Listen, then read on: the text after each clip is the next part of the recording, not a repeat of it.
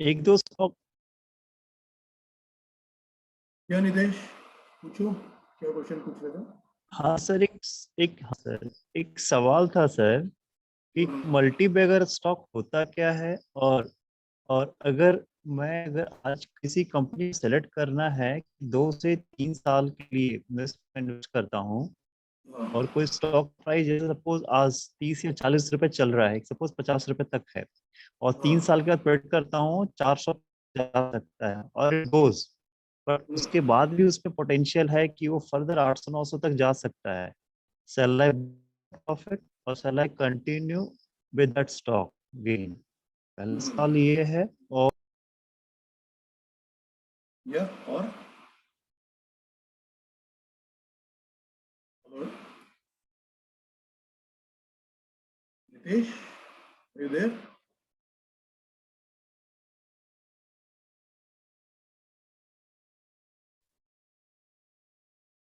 Nitesh, are you there? आवाज आ रही है मेरी? हाँ,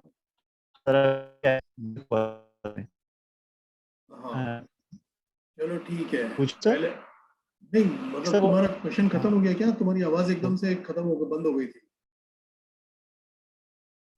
सर ब्रेक हुआ था सर, एक छोटा सा और था, उसमें कंटिन्यूएशन में था कि एक दो स्टॉक और देखे थे जो पुराना देखा हुआ था, दिमाग में रखा था कि थिरुमारुति और एक एसएमएस फार्मास्यूटिकल कंपनी, छोटी कंपनी है, स्टॉक है, तो समझ नहीं पा रहा उसको, अगर डिसीजन लेना है कि ये आगे हो सकता है कि नहीं, तो कैसे इसकी तरफ देखूं मैं, इस पर एक एग्जांपल से समझा दीजिएगा ना सर, अगर।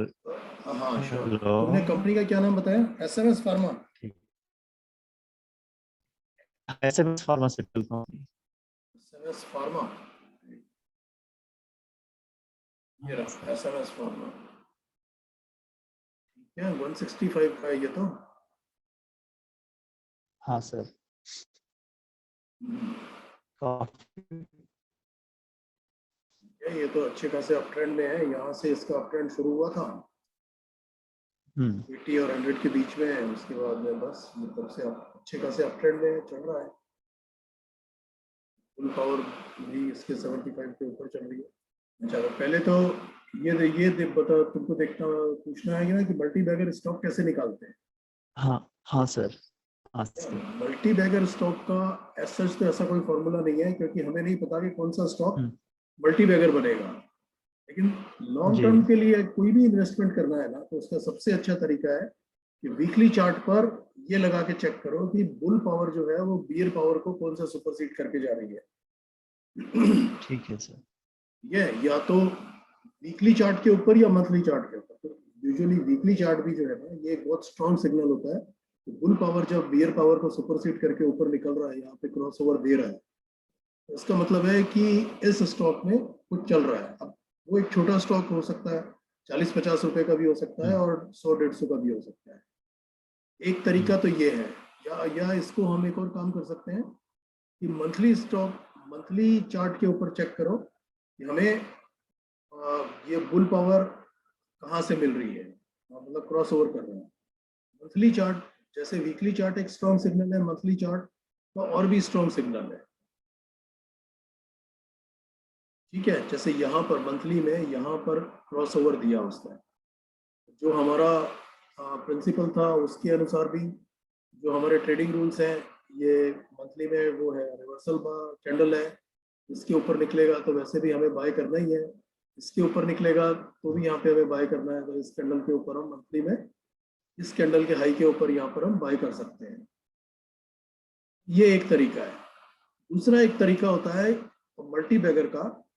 जब भी कोई स्टॉक अपना ईयरली हाई बनाता है, 52 वीक्स हाई बनाता है, या ऑल टाइम हाई बनाता है, उसकी 90 टू 95% चांसेस होते हैं मल्टी बैगर स्टॉक बनने के। इसलिए कभी भी कोई भी स्टॉक तुमको मिलता है, जैसे रिसेंटली शायद फीचर स्टॉक अभी मेरी नजरों में आए थे, विप्रो था शायद, ये देखो विप्रो ने अपना लाइफ टाइम हाई बनाया, ये इसका ऑल टाइम हाई था 389, हम्म। और यहां से विप्रो का ब्रेकआउट मिला 400 के ऊपर, ये जब जब भी कोई स्टॉक ऑल टाइम हाई बनाता है या इवन 52 वीक्स हाई भी बनाता है, तो भी उसकी पूरी पूरी प्रोबेबिलिटी होती है, 90% तक प्रोबेबिलिटी होती है कि आगे चलकर वो मल्टी बैगर बनेगा। या कोई भी एक स्टॉक जो 1 साल में या 2 साल में डबल से ज्यादा हो गया है, तो उसके अंदर एक और पोटेंशियल होता है कि अगले आने वाले 4-5 सालों में अगर वो 1 या 2 साल में डबल हो गया है लॉगरिथमिक स्केल के हिसाब से, तो आने वाले और 3-4 सालों में वो वहां से भी डबल से या 4 गुने से ज्यादा, क्वाड्रुपल से ज्यादा रिटर्न दे सकता है। ये हमारी एक नॉर्मल डेफिनेशन होती है मल्टी बैगर स्टॉक को ढूंढने की। लेकिन उतना पेशेंस हमारे पास होना चाहिए कि क्या हम उस स्टॉक को 4-5 साल तक या 10 साल तक रख सकते हैं। वैसे तो क्या होता है, जब भी कोई भी स्टॉक हम लॉन्ग टर्म के लिए अगर इन्वेस्ट करते हैं, तो अगर वो प्रॉफिट में है, सपोज तुमने एक स्टॉक यहाँ पर, मान लो यही स्टॉक एसएमएस फार्मा ना,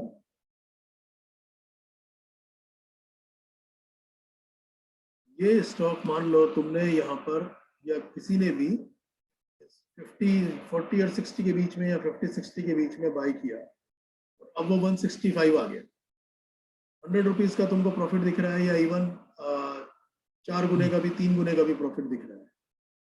तो अगर इसने तुम्हें 1 साल में या 2 साल में 3 गुने का रिटर्न दे दिया, तो इसमें और भी पोटेंशियल हो सकता है कि वो यहाँ से भी और इसका भी 3 गुना ऊपर तक जा सकता है।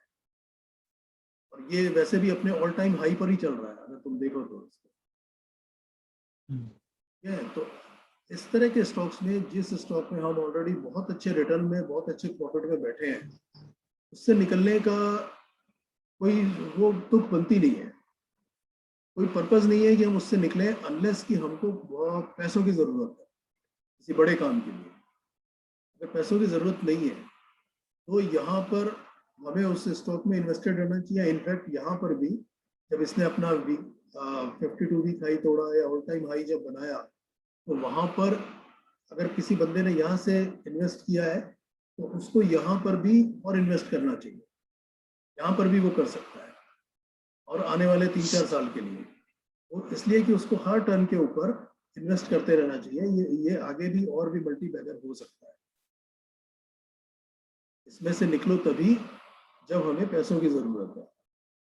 तुम्हें एक और एग्जांपल लेता हूँ। अच्छा हाँ, एक और चीज है, यस बैंक जैसा एग्जांपल सेट ना हो जाए, इसके लिए हमको एक और काम करना पड़ेगा। वो ये है कि ये जो वीकली चार्ट है, ठीक है, वीकली का हमको यहाँ पर एक स्टॉप लॉस लगा के रखना पड़ेगा। वीकली में अगर ये नीचे आता है, क्रॉस करता है, तो एग्जिट करो। लेकिन इस केस में यहाँ पर अगर तुम देखोगे कि ये सुपर अप ट्रेंड में है, बुल ट्रेंड में है, तो तुम यहाँ पर सिर्फ इसको क्रॉस कर देने से यहाँ पर एग्जिट मत करो, बल्कि इसके नीचे के कोई भी जो लेवल तुमको दिखता है उसका स्टॉप लॉस लगाओ। जैसे अगर यहाँ पर इसने क्रॉस ओवर दिया, तो ये वाला या यहाँ ये इवन ये वाला जो भी नीचे इसकी पहले की जो भी स्विंग लो है, उसका स्टॉप लॉस लगा के छोड़ दो। अगर ये केस है, तो अगर ये यहाँ पर सपोज यहाँ पर कहीं पर ट्रेड हो रहा होता, या ये यहाँ पर कहीं पर होता और ये इसके बीच में होता, तो तुम एक बार उसके नीचे का ये वाले स्विंग का लो लगा के छोड़ सकते हो। अब अगर किसी को यहाँ पर अगर इन्वेस्ट करना है, तो वो इसके नीचे का ये वाले लेवल का, यानी कि 109 के नीचे 104, 105 का स्टॉप लॉस लगा के छोड़ सकता है लॉन्ग टर्म के लिए। और जब अगर यहाँ पे ये हिट नहीं हुआ, अगर ट्रिगर नहीं होता है, तो ये इसको चलने दो। ये थोड़ा बहुत कभी नीचे आएगा, कभी ऊपर जाएगा वीकली चार्ट के ऊपर, बस अपना स्टॉप लॉस को ट्रेल करते जाओ। एक तो ये तरीका होता है, वो इसलिए होता है कि जब तक ये मल्टी बैगर बनने के रास्ते में है, अपने रोड के ऊपर चल रहा है, मैप अपने रोड मैप फॉलो कर रहा है, तब तक हम इसके साथ हैं। हमें नहीं पता ये कहाँ तक जा सकता है। आज अगर ये 165 पर है, तो हो सकता है 10 साल के बाद 1650 पर भी हो सकता है। We may never know, but what we know on weekly chart, it is showing very good strength. तो यहाँ पर बहुत ज्यादा स्ट्रॉन्ग है, स्ट्रेंथ में है। तो जब तक ये स्ट्रेंथ में हम करेंगे, अब मान लीजिए अगर यस बैंक जैसा हाल इसका हो जाता है तो क्या करेंगे, हम वीकली चार्ट के ऊपर ही उसको फॉलो करेंगे। अगर प्राइसेस ग्रीन के या रेड के या इसके ऊपर चल रहा है, इसके बीच में चल रहा है और हमको ये सिग्नल मिलता है, क्रॉस ओवर मिलता है, एग्जिट का सिग्नल, तो इमीडिएटली एग्जिट नहीं करेंगे। उसके आसपास जो भी नीचे का स्विंग लो होगा उसका स्टॉप लॉस लगा के छोड़ देंगे। यहाँ पर इस केस में 105 के नीचे अगर ये आता है तो एग्जिट करके निकल जाए, अदरवाइज राइट करते रहो। अब यहाँ से 165 से ये 400 पर जाता है तो 400 पर जाने दो, 600 पर जाता है तो 600 पर जाओ, और 1600 पर भी जाता है तो 1600 तक जाने दो। बस इसको वीकली चार्ट के ऊपर स्विंग लो, ये वाला बुल पावर बियर पावर देखते हुए वीकली चार्ट पे इसको ट्रेल करते जाओ। मल्टी बैगर स्टॉक्स को ढूंढने का हमारे पास कोई तरीका नहीं है। अब जैसे मैं तुमको एक एग्जांपल लेता हूँ टाइटन का।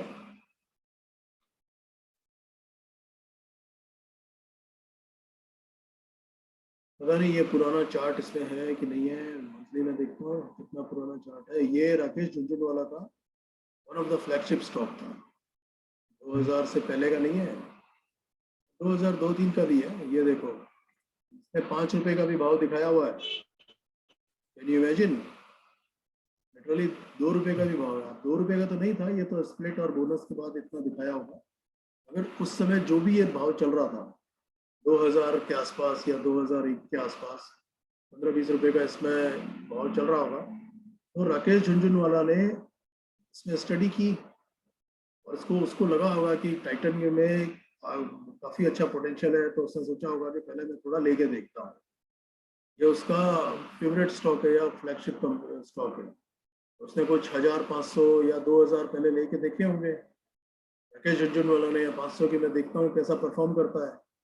5-6 महीने में उसने कुछ अच्छा परफॉर्म किया होगा, वो 20-30 रुपए से 50 रुपए आ गया, तो उसने कुछ बजाय 50 रुपए पे, हो सकता है 50 रुपए पे उसने और 2-4 हजार स्टॉक खरीदे हो या 10,000 खरीदे हो। 50 से जब वो 100 चला गया, एक सेकेंड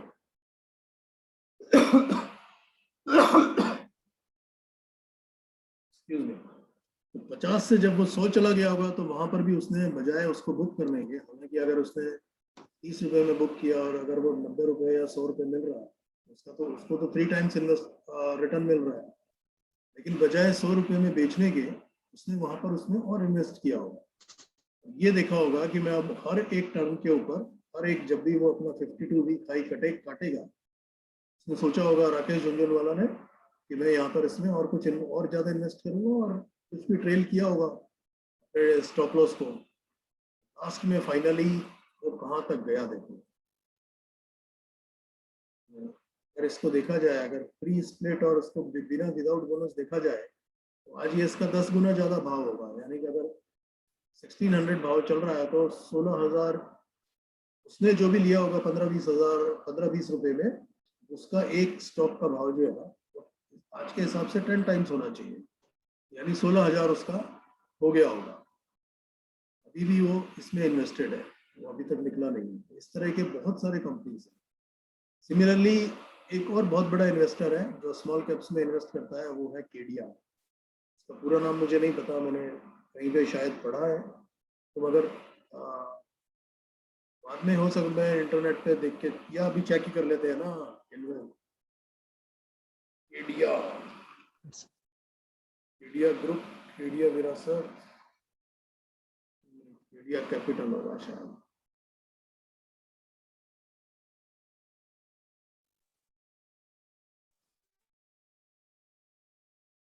हाँ ये विजय केडिया, यही नाम है।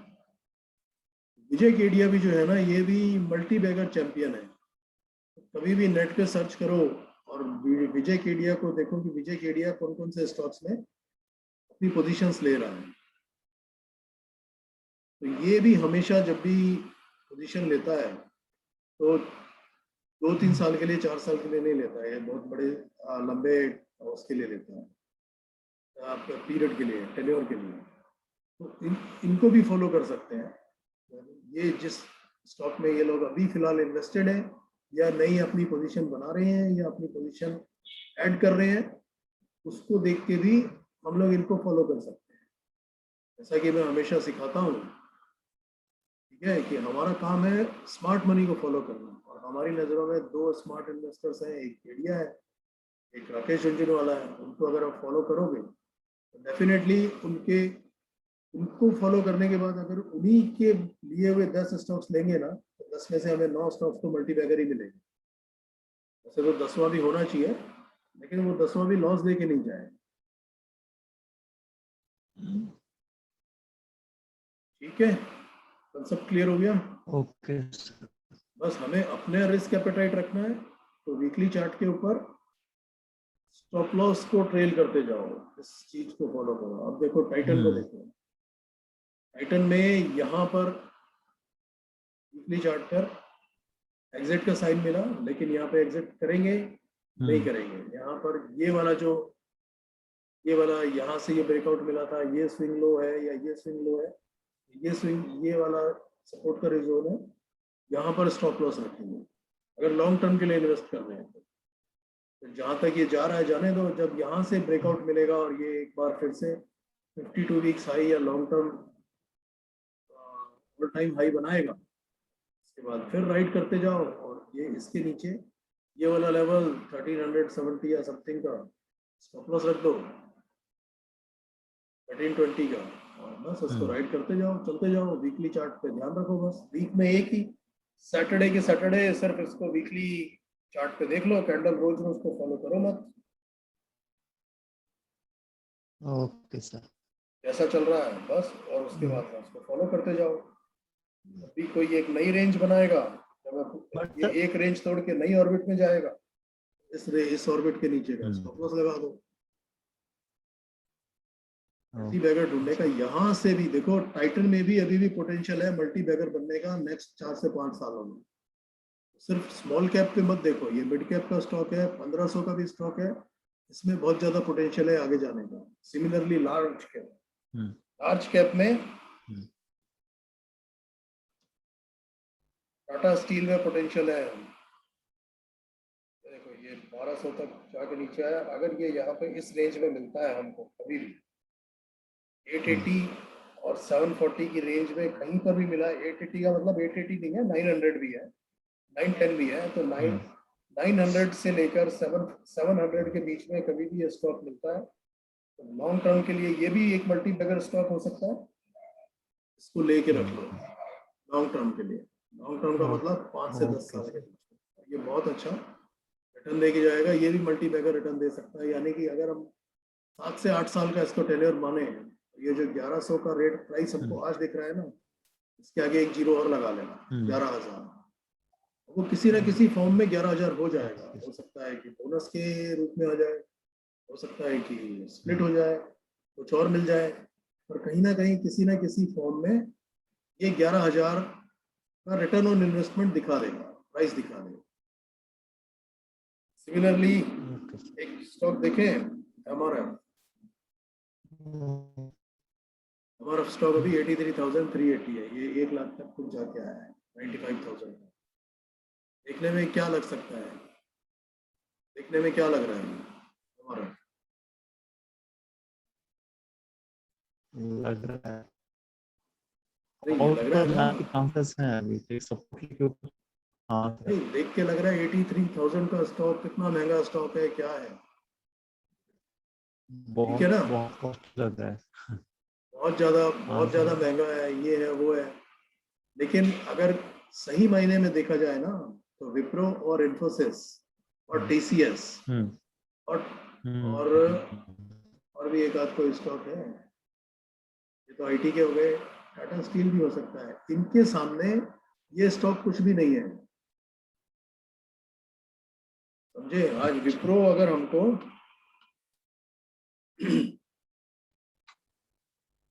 विप्रो कितना दिख रहा है, 538 ही दिख रहा है, लेकिन सही मायने में अगर इस 538 का अगर रियल वैल्यू निकाला जाए ना एक शेयर का, वो 2 लाख से ज्यादा है। मतलब इस विप्रो ने इतने ज्यादा बोनस और स्प्लिट दिए हैं, क्योंकि एमआरएफ ने कभी भी अपने शेयर को ना स्प्लिट किया है ना बोनस दिया है, सिर्फ जो भी प्रॉफिट था वो अपने पास रखा है। तो ये एक बहुत कैश रिच कंपनी है, वो दिखा रहा है इसको। तो इसने तो इसका शेयर जो है वो 83,000 पर दिख रहा है या 1 लाख पर, 90,000 पर दिखता है। लेकिन सही मायने में ये इतना ज्यादा रिच स्टॉक नहीं है या मल्टी बैगर नहीं है जितना कि विप्रो और इन्फी है।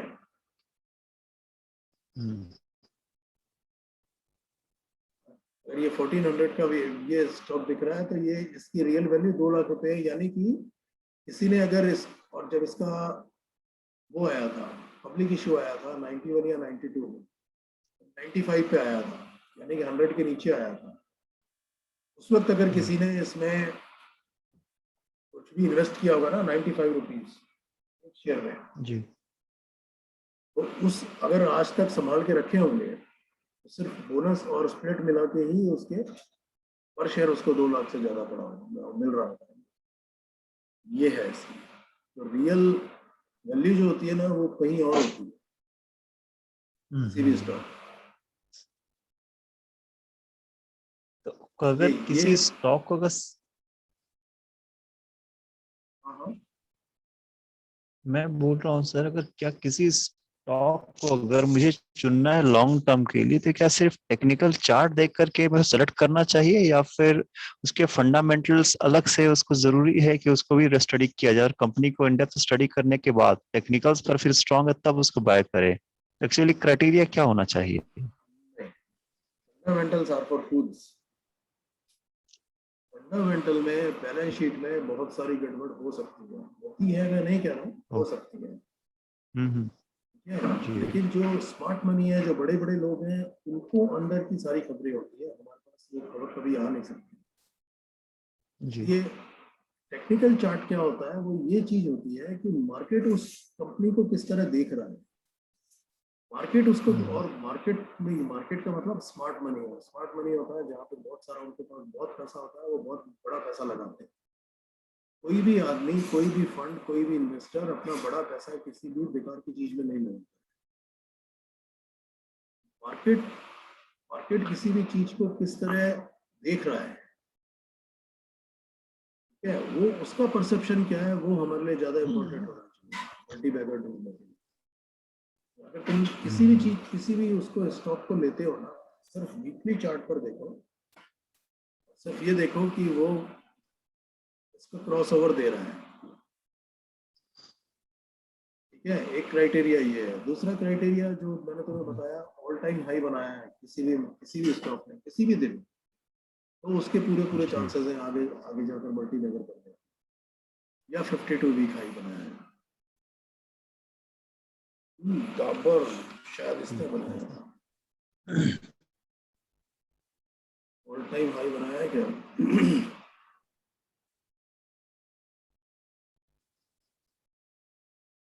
ये देखो डाबर ने ऑल टाइम हाई बनाया। डाबर में भी पोटेंशियल है। डाबर के बारे में तो हम जानते ही हैं कि अच्छी कंपनी है, इसके फंडामेंटल्स अच्छे ही हैं। तो ये भी 530 पर ये भी एक मल्टी बैगर स्टॉक हो सकता है। सिर्फ स्मॉल कैप पर मत देखो, मिड कैप पर भी देखो और लार्ज कैप पर भी देखो। और किसी भी स्टॉक के प्राइस को मत देखो, उसकी वैल्यू को देखो, उसकी आज की डेट में क्या वैल्यू है और आने वाले समय में उसकी क्या वैल्यू हो सकती है, उस चीज को देखो। बस इस एक चीज का ध्यान रखना है, हमारी कोई भी गलती है ना, वो कोई यस बैंक जैसी गलती ना हो जाए। इसके लिए वीकली चार्ट पे या मंथली चार्ट के ऊपर अपना वो लगा के रखो। वो मंथली चार्ट पर ये एक क्रॉस ओवर दे देगा तो हम भी निकल जाएंगे मंथली, और दोबारा फिर जब वीकली चार्ट के ऊपर बाय देगा तो फिर से एंटर कर जाएगा। ठीक है। इस चीज के ऊपर ध्यान दोगे तो तुमको अच्छे अच्छे मल्टी बैगर्स देखने को मिल सकते ठीक है सर। और सर एक एक डाउट और है सर, एक चीज और पूछना था। जैसे हैं। सपोज मैं किसी स्टॉक में इन्वेस्ट करता हूँ, एक वक्त तक तो ठीक है, 4 साल 5 साल इन्वेस्ट किया, स्टिल उसमें ग्रोथ के चांसेस है, बट कब तक मैं इन्वेस्टेड हूँ किसी स्टॉक में, कब तक? लिमिट तो होगा ना? बिकॉज कोई कंपनी ग्रो कर रही हो, उसकी है ग्रो करने की, जनरेशन आफ्टर जनरेशन ग्रो करेगी, बट मेरा स्टॉक अभी तो मैं विड्रॉ करूंगा ना। तो क्या होना क्राइटेरिया, क्या डिसीजन, किस डिसीजन करूँ? कोई ऐसा कोई क्राइटेरिया कि चलो अब इस स्टॉक से निकलता हूँ, उसका ग्रोथ सैचुरेट हो रहा है, अब स्लो हो रहा है, तो दूसरे स्टॉक में इन्वेस्ट कर, ऐसा कुछ डिसीजन होना चाहिए, या फिर उस स्टॉक में कुछ दिखता है तब मुझे डिसीजन लेना चाहिए कि विड्रॉ कर जाता हूँ मैं? क्या डिसीजन नहीं, होगा? किसी भी स्टॉक में जहां पर तुम बहुत अच्छे प्रॉफिट में बैठे हो और उसमें तुम्हें ग्रोथ जी। दिख रही है, ग्रोथ दिख रही है मतलब चार्ट पे दिख हम्म। रही है, हवा में नहीं दिख रही है। जी। चार्ट पे अगर जी। ग्रोथ दिख रही है, वो कंपनी अच्छा परफॉर्म कर रही है, तो उससे निकलने का कोई हम्म। मतलब नहीं है, चाहे तुम 10 साल से बैठे हो।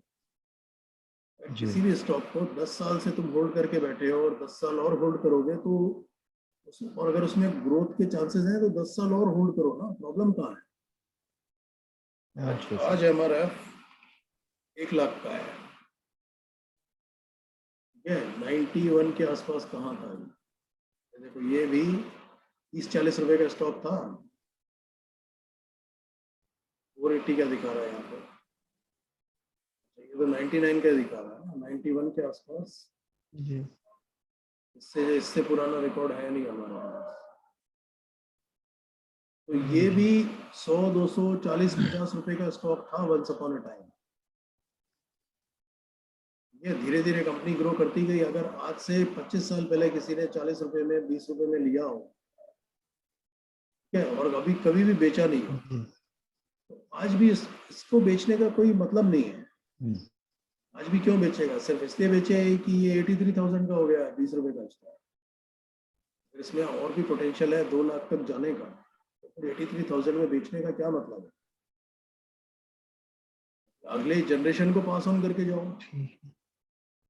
हाँ, जब ओके सर। पैसों की जरूरत है, सपोज इसमें बहुत अच्छा प्रॉफिट है, किसी ने बीस हम्म। तीस रुपए में लिया और 10 साल 20 साल में अच्छा खासा रिटर्न दे रहा है, या 5 साल में रिटर्न दे रहा है, तुमको अपना फ्लैट खरीदना है, फ्लैट खरीदने के लिए तुम्हारे पास पैसों की कमी है, जब पैसों की जरूरत है तो उसको निकाल दो, बेच दो। हम्म।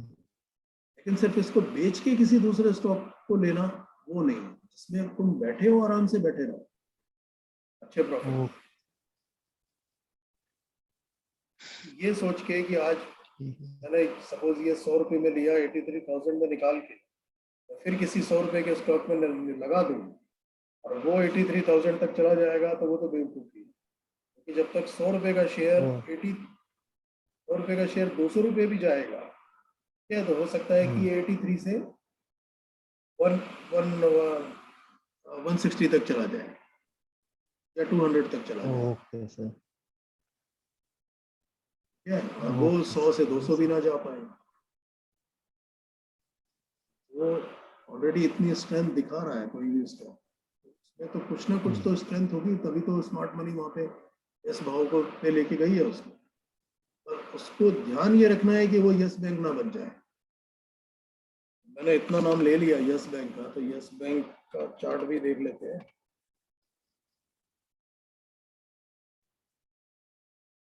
शेयर मार्केट का सबसे बड़ा जो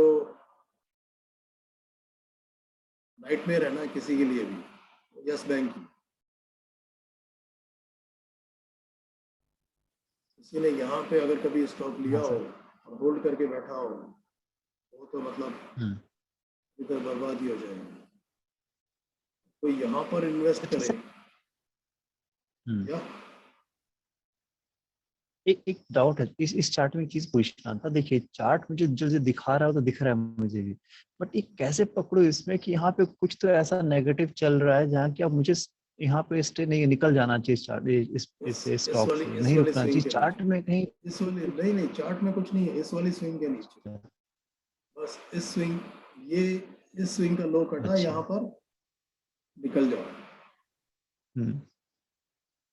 ओके सर। ये मंथली चार्ट है वैसे, मंथली के ऊपर तो यहाँ पर, हाँ देखो एक और चीज हो सकती है। मंथली के ऊपर यहाँ पर पहले हमको, सबसे पहले हमको यहाँ पे मिला, ऊपर चला गया, फिर यहाँ पे मिला, ऊपर गया, लेकिन यहाँ से क्रॉस करके वापस नीचे आ गया। तो यहाँ पर भी हमको हम्म। एक पहला इंडिकेशन मिल सकता है, चाहे मंथली पे या वीकली पर, कि इसने क्रॉस करने की कोशिश की बुल्स ने, लेकिन वो क्रॉस कर नहीं पाया बुल पावर, फिर से नीचे आ गया। तो फिर से नीचे आ गया तो जी। हमारा रिसेंट स्विंग लो कौन जी। सा है? ये वाला है या ये वाला है? यहाँ पर हम लोग वो लगा सकते हैं। हालांकि ये तो यहाँ पर तो ऊपर ही है, इस स्विंग के नीचे का स्टॉप लॉस लगा के छोड़ सकते हैं। जिस दिन भी ये वाला लेवल कटेगा, आंख बंद करके हम यहाँ से बाहर हो जाएंगे।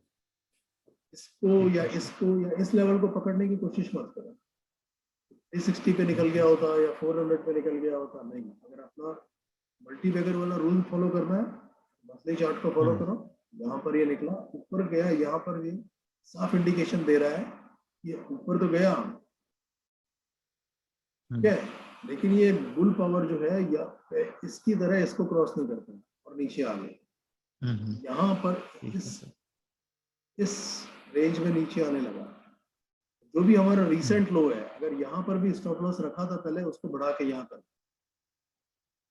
करके छोड़ दो उसको। वो अगर ऊपर जाना होगा तो ऊपर चला जाएगा, नीचे आना होगा तो जिस दिन भी ये क्रॉस कटेगा उसको छोड़ दो। उसके बाद देखो दोबारा नीचे आया, ऊपर गया, लेकिन ये बार इसी लेवल पे आके उसको फिर से रेजिस्टेंस, ये इसने हेड एंड शोल्डर बनाया।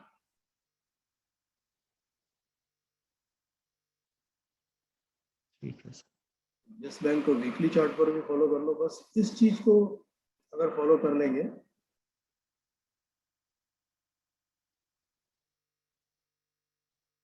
ये वाली रेंज है वीकली चार्ट की, ये नीचे आया, इसने पहला क्रॉसओवर दिया, ये देखो ये ब्लू लाइन रेड के नीचे ऑलरेडी आ चुकी है यहीं पर।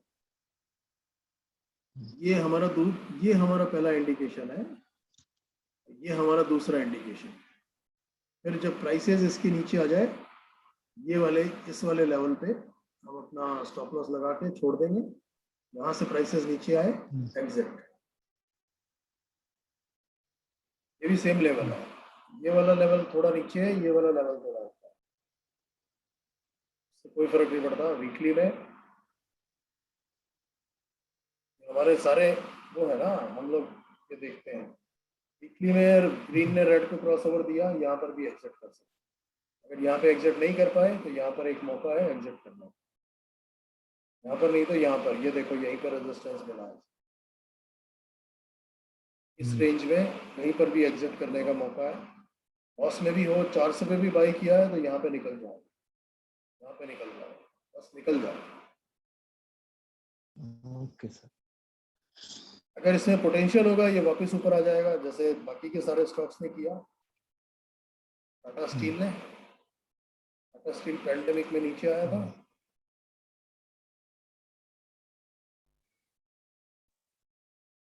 इस रेंज में आया था,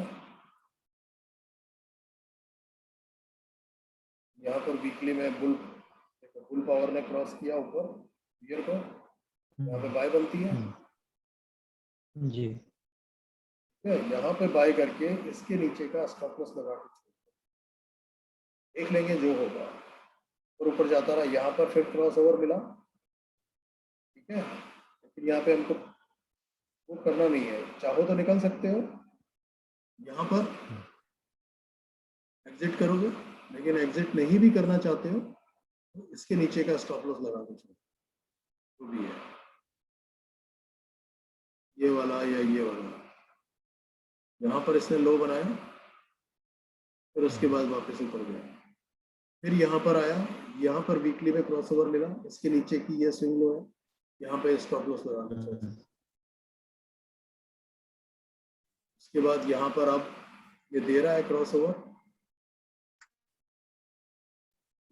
दे रहा है, तो ये वाला जो लेवल है ये स्टॉप लॉस का लेवल 1013 यानी 1000 या 1010 या 1005, कुछ भी लगाना चाहते हो लगा लो। इसके नीचे का स्टॉप लॉस लगा के छोड़ दो, अगर कट जाए तो फिर आंख बंद करके निकल जाओ। फिर देखो ना टाटा मोटर्स,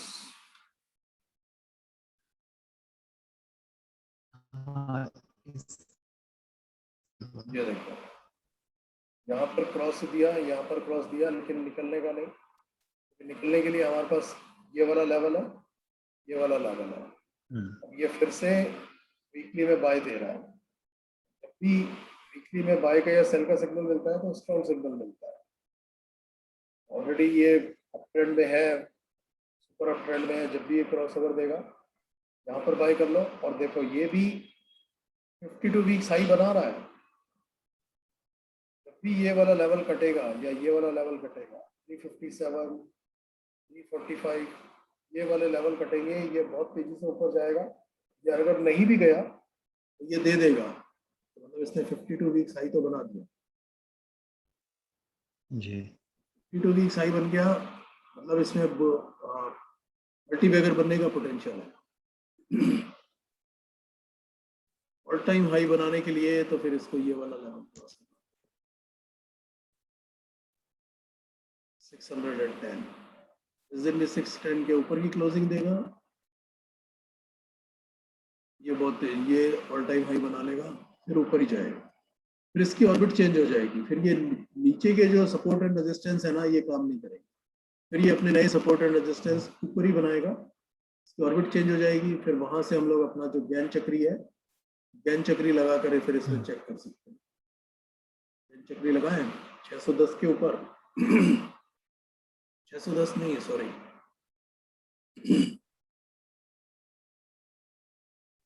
हाँ 610 ही है ना। ये देखो डबल टॉप बनाया है यहाँ पे इसने, यहाँ पर डबल बॉटम बनाया है, ऊपर गया तो नीचे आया,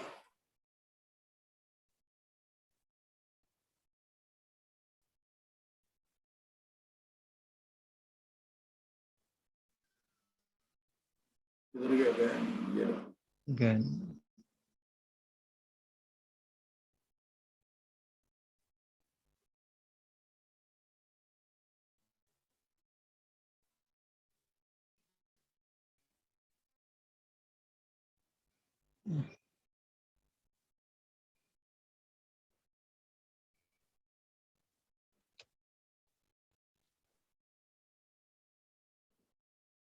कार्डिनल्स, ये चक्कर, ये 610, 610, 613, 613 के बाद 625। जिस दिन भी ये 625 के ऊपर की क्लोजिंग देगा ना, ये अपनी नई ऑर्बिट में आ जाएगा, फिर ये वाला इसका रोड मैप बन जाएगा। इसका 180 डिग्री का रेजिस्टेंस जो है वो 730 पर काम करेगा, 730 के ऊपर 785, 841, ये वाले इसके नए सपोर्ट एंड रेजिस्टेंस यहाँ से निकलने शुरू हो जाएंगे। यहाँ पर इसके पुराने रेजिस्टेंसेस काम नहीं करेंगे। मंथली चार्ट पे देखें, अच्छा इसका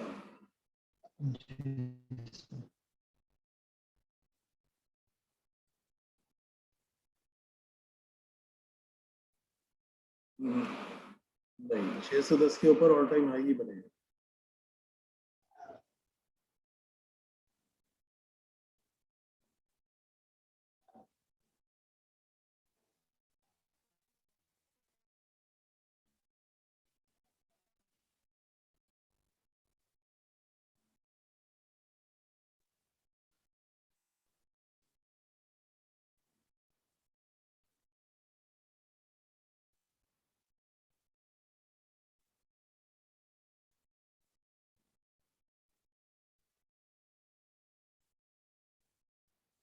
ये वाला इसका सप्लाई का रीजन है।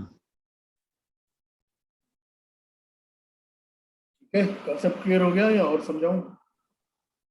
नहीं सर, समझ में आ गया सर अभी सर। ठीक है, तो Enough है अब सर। मुझे बताओ कि मल्टीबैगर हाँ, कैसे निकालोगे? कौन कौन से 3-4 रूल्स हैं मल्टीबैगर ढूंढने के? मंथली चार्ट में देखना है सर। वीकली चार्ट में हम इसको ये करेंगे सर, ये स्टॉप लॉस के लिए देखेंगे। मंथली चार्ट में अगर बुल पावर हाई जा रहा है, ये ग्रीन लाइन अगर रेड सुपर जा रही है, then will go for buying. और वीकली चार्ट पर हम उसको सर स्टॉप लॉस के लिए देखेंगे, जहां पर आपको रिट्रेसमेंट का ये सिग्नल दे रहा है सर, जो पिछला लो है हाँ, वहां से सर। एक तो वीकली चार्ट पर इसका crossover bull power bear power का, हम्म दूसरा, दूसरे दो और क्या क्राइटेरिया थे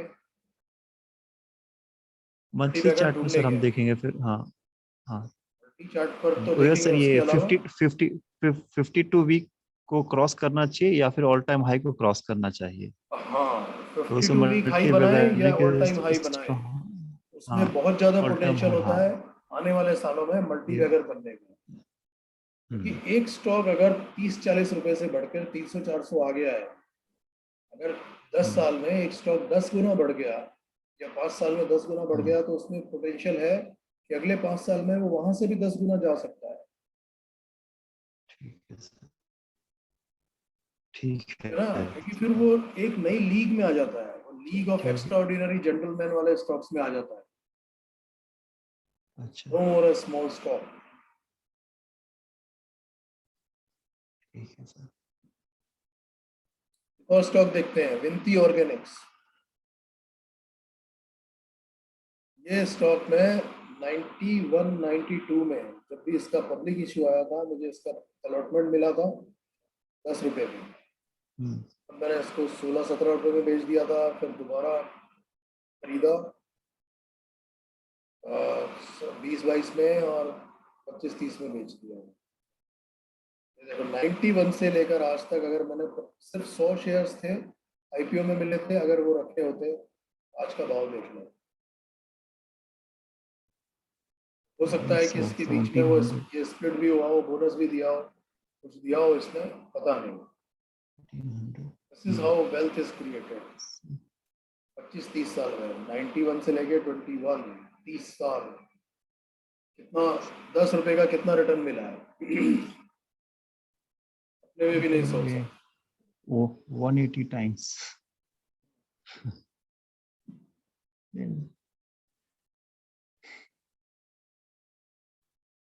इमामी,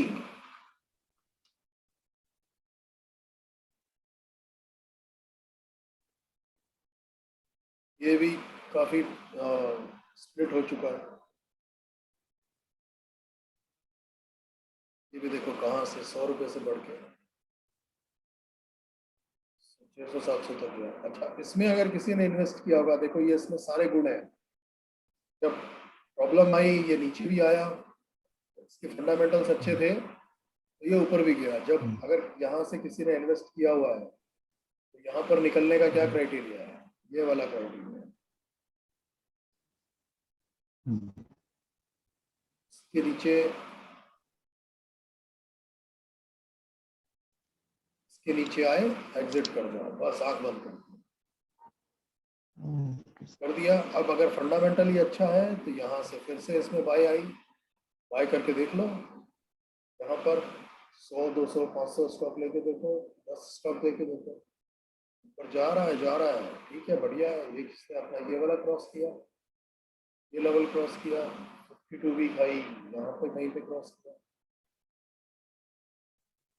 52 वीक हाई तो यही क्रॉस कर दिया।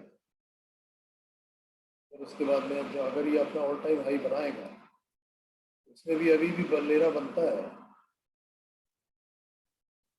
अगर ये अपना ऑल टाइम हाई तोड़ेगा 700 के ऊपर,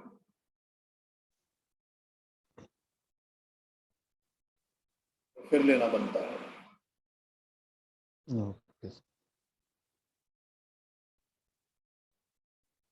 अब ये फिर से इसी रेंज में आ गया है जिस रेंज में इसको यहाँ पे सप्लाई मिली थी।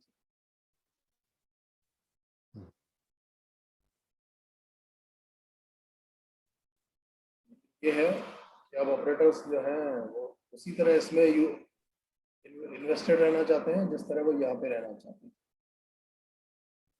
हो सकता है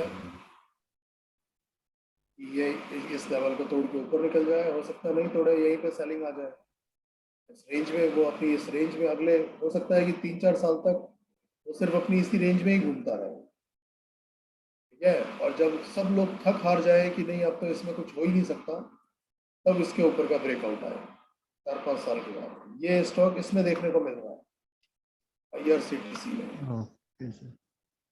बहुत लंबी कंसोलिडेशन में जा रहा है।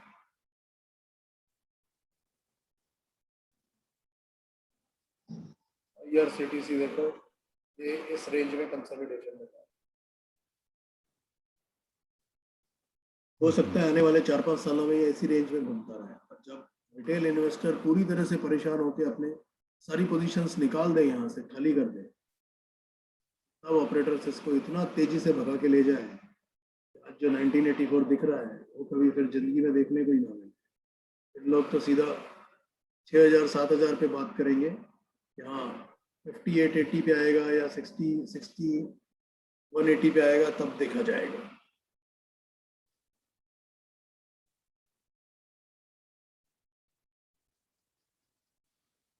जब तक इस रेंज में चल रहा है, हम लोग भी इसके साथ चल रहे हैं। जब ऊपर नीचे आएगा तो यहाँ पे थोड़ा सा बाय करके छोड़ देंगे, ऊपर का ब्रेकआउट मिलेगा तो और थोड़ा सा बाय करके छोड़ देंगे।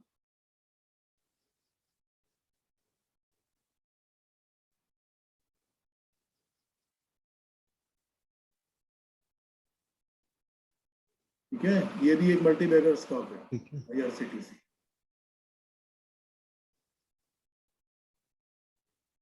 तो स्टॉक देखना चाहते हैं? एक सर एक और है सर, ये थिरुमलाई केमिकल लिमिटेड, इसका बताइए ना कैसा है सर इसका सर, इसमें तिरुमलाई पोटेंशियल है? कहाँ है यार, स्पेलिंग क्या केमिकल्स। है? ये तिरुमलाई क्या है? हाँ हाँ, नीचे वाला हाँ, केमिकल्स, हाँ नीचे सर। वाला तो BSC का है, ये MSC का। ये देखो, हाँ। आराम से देखो, यहाँ पे इसने ब्लू ने क्रॉस ओवर दिया, यहाँ से ग्रीन ने क्रॉस ओवर दिया, इसने अपना 52 वीक हाई यहाँ से तोड़ा, ये यहाँ पर इसको ले सकते हैं। इसको 52 वीक हाई तोड़ा है ना, आराम से लो, कोई जी। दिक्कत नहीं है। ये इसके नीचे का स्टॉप लॉस ओके। लगा दो, ये वाला लेवल का 70 का स्टॉप लॉस लगा के आराम से बाय करो। और एकदम से एक साथ बाय करने की जरूरत नहीं है, 1,000 बाय करके छोड़ दिए, 100 200 करके ठीक बाय है। करते रहो। ऊपर भी लेना पड़े तो लो, नीचे भी आए तो भी लो। ठीक है सर।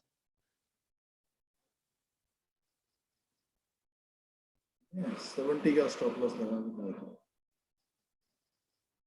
ठीक है सर। ये देखो, इसका नीचे चार्ट लगाए ना, वहां से जाके आना है। ये देखो कितनी लंबी कंसोलिडेशन है, कितने सालों की, 99, उससे पहले की भी होगी। 99 के बाद पहला ब्रेकआउट कब मिला? यहाँ पर 16 में। 17 सालों की कंसोलिडेशन। इसके पहले का भी कोई साल हो तो कुछ नहीं पता। 17 सालों की कंसोलिडेशन के बाद जब ये निकला तो 250 पे जाके रुका, 32 से निकला तो 250 पे जाके रुका, उसके बाद नीचे वापस उसी रेंज में आ गया। Very good, 132।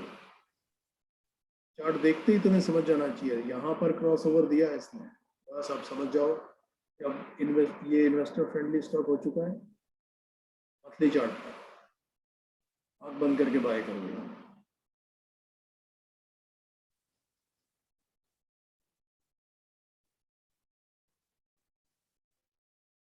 ठीक है सर। ठीक है, और इसमें सोचो मत, अगर इन्वेस्ट ठीक करना है सर। चाहते हैं तो कर डालो, अभी भी ले लो। ये प्राइस भी देखने को नहीं मिलेगा थोड़े दिन के बाद। ठीक है सर।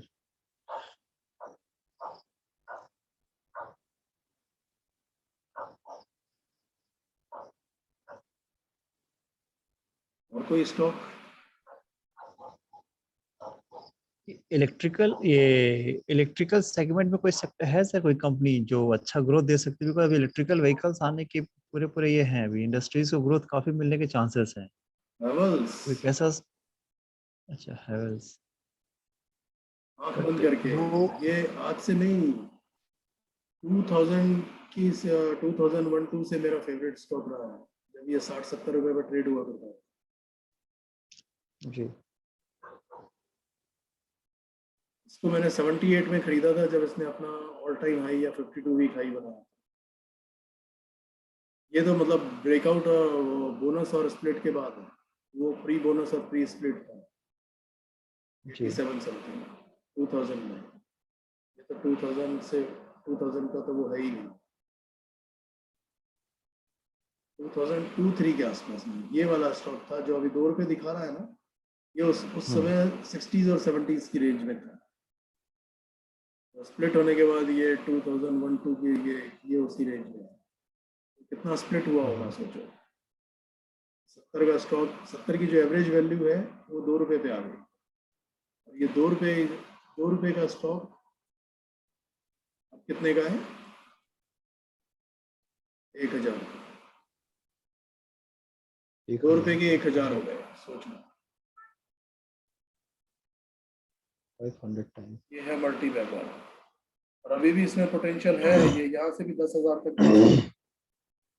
10,000 का मतलब लिटरली 10,000 नहीं है, वो बोनस और स्प्लिट के बाद 10,000 दिखा देगा।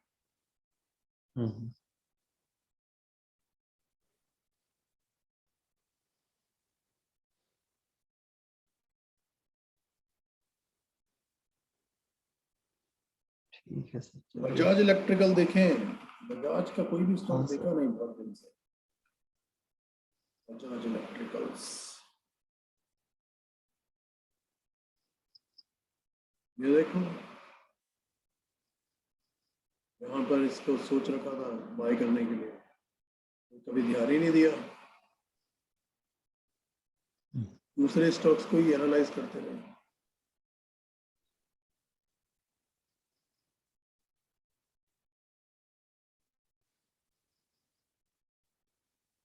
यहाँ पर बाय मिला था।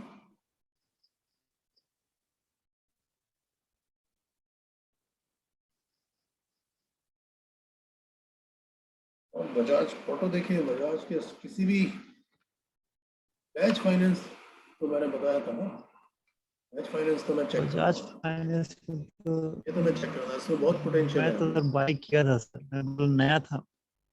हाँ, स्टिल सर ये तो काफी महंगा हो गया, 5000 प्लस आ चुका है भी इसमें पोटेंशियल। बहुत पोटेंशियल है इसमें। इसको एक काम कर सकते हो तुम, इसको एसआईपी में लगा दो, 1 शेयर हर महीने, अच्छा सर, ठीक है सर। Irrespective of price. यहाँ से 6,000 पे चला जाए तो भी 1 शेयर हर महीने लेना है, 4,000 पे आ जाए, 3,000 पे आ जाए तो भी 1 शेयर हर महीने। अब हो सकता है 2 शेयर ले लो तुम। ठीक है सर। ये 1 शेयर पर मंथ की एसआईपी वाला स्टॉक है। ठीक है सर। और बजाज फिनसर्व,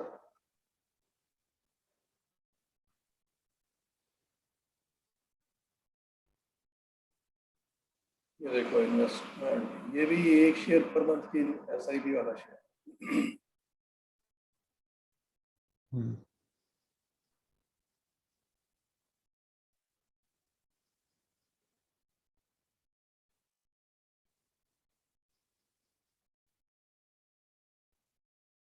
एक और स्टॉक, इनको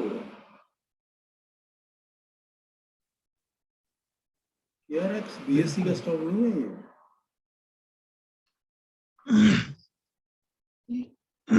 नहीं, विमप्लास्ट, सॉरी, विमप्लास्ट।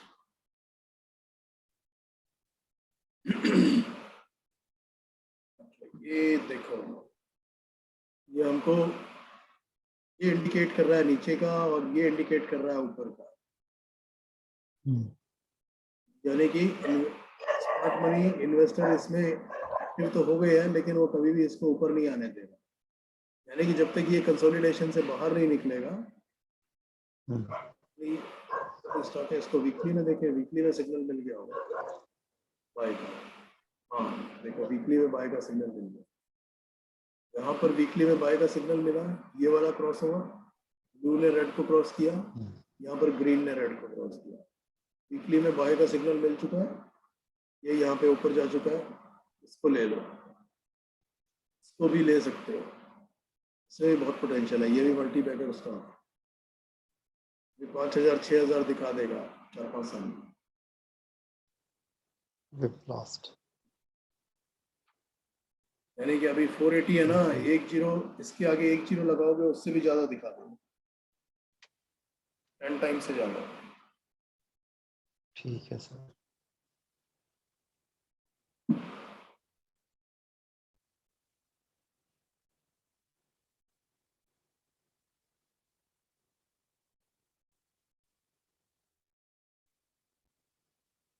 ठीक है, और कोई क्वेश्चन? नहीं सर, अब और डाउट नहीं है सर, जितना आप जानना तो पूछ लिया सर।